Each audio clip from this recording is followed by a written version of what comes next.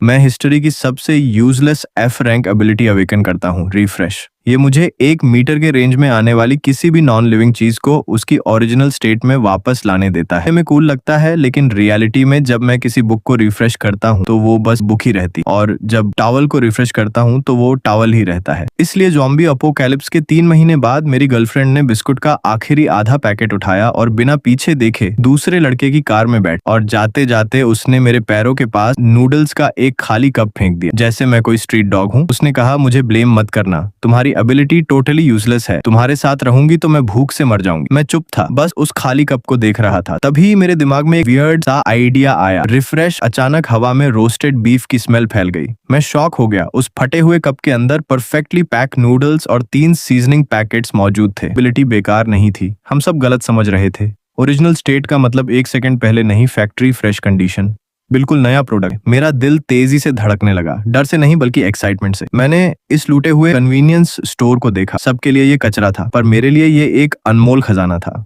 मैंने तुरंत नूडल्स उबालने की गलती नहीं की, क्योंकि अपोकलिप्स में खाने की खुशबू मुसीबत को दावत दे सकती है। मैं चुपचाप सेकंड फ्लोर के स्टोरेज रूम में गया और भारी शेल्फ्स से दरवाजा ब्लॉक कर दिया।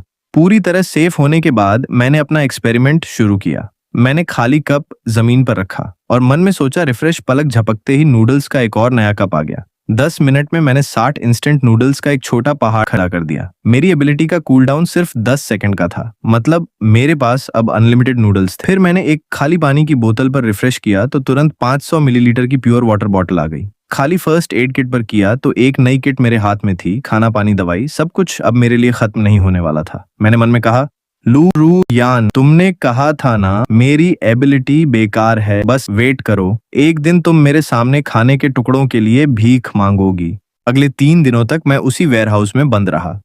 चिप्स, बिस्किट, चॉकलेट, जो भी खाली पैकेट था, मैंने सबको रिफ्रेश करके क्रेट्स भर दिए। मुझे एक खाली गैस कैनिस्टर और पोर्टेबल स्टोव भी मिला, जिससे आखिरकार मुझे गर्म खाना नसीब हुआ। जब मैंने नूडल्स बनाए, मैं रो पड़ा। ये मेरा पहला सेफ मील था। खाने के बाद मैंने डिसाइड किया, यहाँ रहना सेफ नहीं, मुझे बेस चाहिए, वेपन्स चाहिए।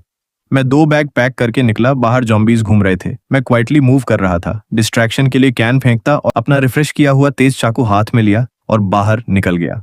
गलियों के रास्ते ज़ॉम्बीज से बचते हुए मैं आगे बढ़ा।